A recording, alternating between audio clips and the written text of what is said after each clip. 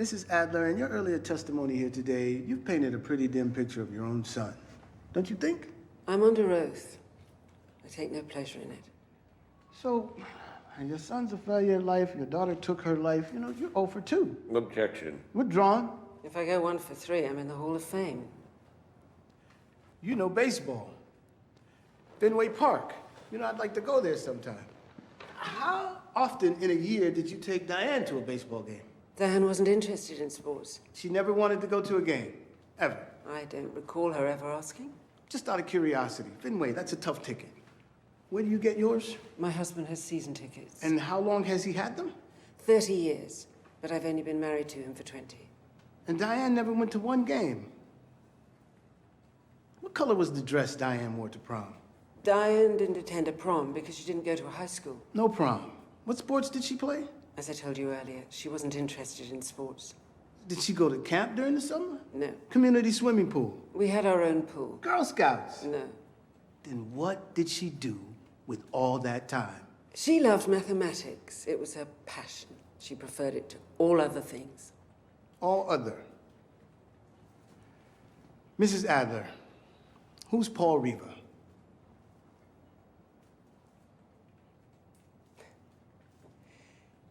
He was a boy from the neighborhood. Oh, come on.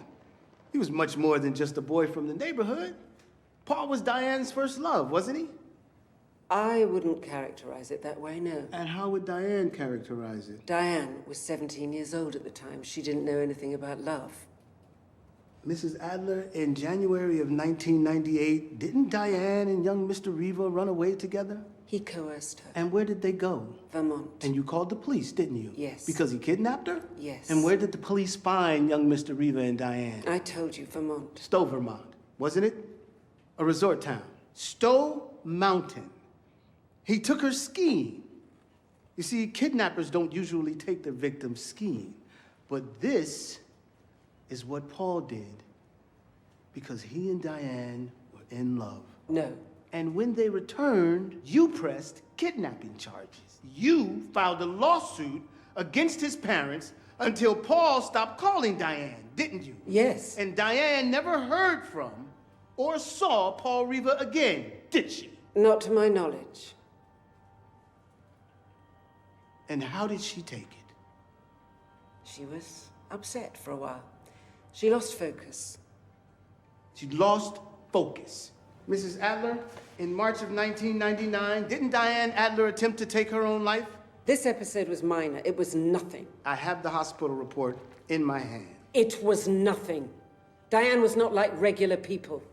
She was extraordinary, and extraordinary people come with singular issues and needs.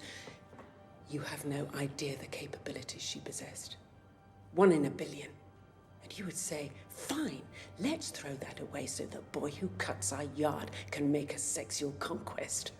Well, maybe before you make that decision, you stand in my shoes. I had responsibilities which went beyond the mother-daughter relationship. The greatest discoveries which have improved life on this planet have come from minds rarer than radium. Without them, we'd still be crawling in mud. And for your information, counselor, a year after this incident with this boy, Diane thanked me for my intervention.